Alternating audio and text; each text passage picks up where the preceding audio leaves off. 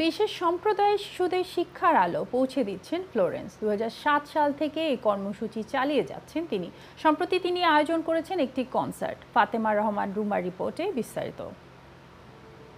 জার্মানির শান্ত পরিবেশে বসবাস করেও হৃদয়ের টানে ফ্লোরেন্স 2007 সাল থেকে এক মহৎ কর্মসূচি চালিয়ে যাচ্ছেন, যার মূল লক্ষ্য এই সম্প্রদায়ের শিশুদের জন্য শিক্ষার আলো পৌঁছে দেওয়া। শুধু শিক্ষাই নয়, তিনি কাজ করেছেন বিধবা নারীদের পুনর্বাসনও, নির্মাণ করেছেন ন্যূনতম থাকার উপযোগী ঘর। এ এক নিঃশব্দ বিপ্লব, যা চলছে নিঃস্বার্থ ভালোবাসায়। এত সব কাজের অর্থসংস্থান কিভাবে? ফ্লোরেন্স নিজের হাতেই রান্না করেন খাবার। সেই খাবার বিক্রির আয়ে কিছু অর্থ জোগাড় হয়। পাশে দাঁড়িয়েছেন জার্মানির কিছু বন্ধু। আরও আয়ের জন্য প্রতি বছর সঙ্গীত ব্যান্ড এসেম্বল ওরিয়েন্ট এক্সপ্রেস আয়োজন করে একবার করে কনসার্ট।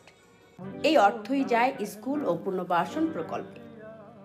এবছর সঙ্গীত অনুষ্ঠানের যন্ত্রশিল্পী ছিলেন গিটারে বিজন মঞ্জু, পিয়ানোতে সুর তোলেন রাফ লুরুয়ান্স, ক্যারিওনেটে ছিলেন ফাল্গুনী রায়, সঙ্গীত পরিবেশন করেন রঞ্জু সরকার ও ফ্লোরেন্স সরকার।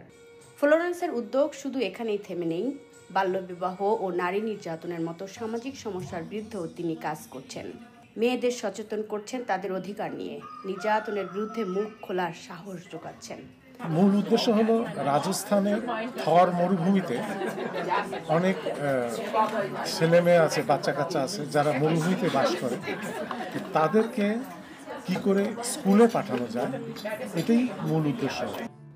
ফ্লোরেন্সের এই নীরব প্রচেষ্টা প্রমাণ করে মহৎ কাজে রাষ্ট্র বা সংস্থার অপেক্ষায় থাকে না।